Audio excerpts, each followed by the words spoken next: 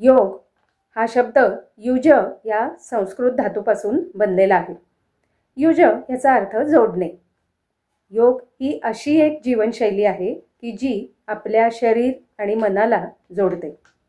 योगामुळे आपल्याला शारीरिक आणि मानसिक आणि स्पिरिच्युअल लेवलवर सुद्धा खूप फायदे होतात।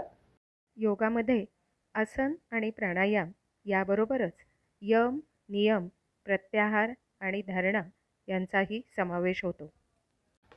योगाचे हठयोग, राजयोग, कर्मयोग, भक्तियोग, ज्ञानयोग असे अनेक प्रकार आहेत। पण सामान्यतः योग म्हटलं की वेगवेगळ्या प्रकारची आसनं आणि प्राणायाम हे जास्ती प्रचलित आहे। आसनं करत असताना आपल्या शरीराचे वेगवेगळे अवयव जोडले जाऊन एक आकृती तयार होते आणि त्यानुसार त्या आसनाला नाव दिलं जातं। योगामुळे शरीर बांधेसूद आणि सुदृढ व्हायला मदत होते।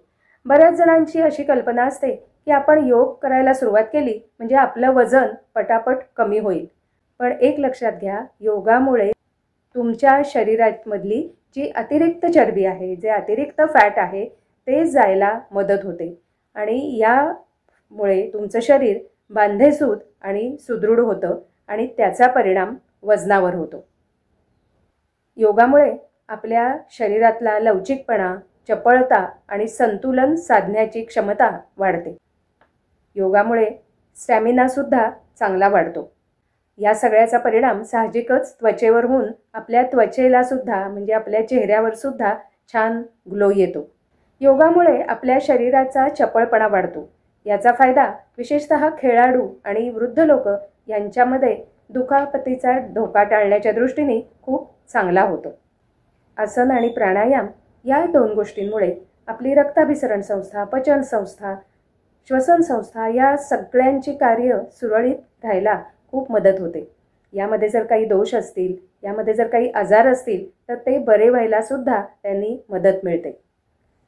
आजकाल आपण जे लाईफस्टाईल डिसीजेस बघतो, डायबिटीस आहे, हायपरटेन्शन आहे, थायरॉइड आहे, PCOS आहे किंवा वजन जास्ती असणं, हार्मोनल इम्बॅलन्स असणं, या सगळ्या आजारांमध्ये आसन आणि प्राणायाम यांनी खूप फायदा मिळतो।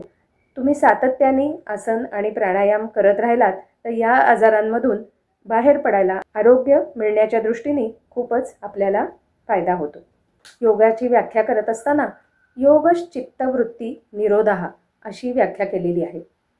चित्तवृत्ती निरोध याचा अर्थच मुळी असा आहे की तुमच्या मनात येणाऱ्या भावना, मनात येणारे विचार याच्यावर तुम्ही योगामुळे नियंत्रण मिळवू शकता।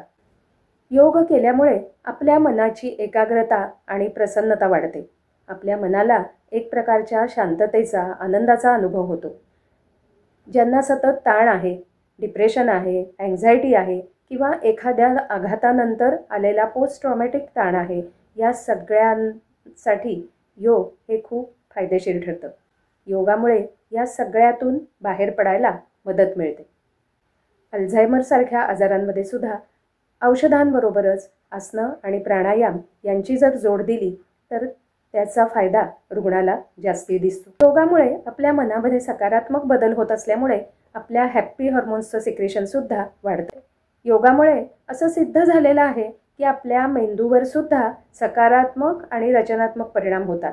या गोष्टीमुळे आपण नवीन नवीन गोष्टी शिकायला प्रवृत्त होतो। आपण स्वतःचं निरीक्षण करून, आत्मनिरीक्षण करून आपल्या स्वतःचे विचार, स्वतःच्या भावना नियंत्रण ठेवायला शिकतो। योगामुळे आपली आध्यात्मिक किंवा स्पिरिच्युअल प्रगती सुद्धा होते।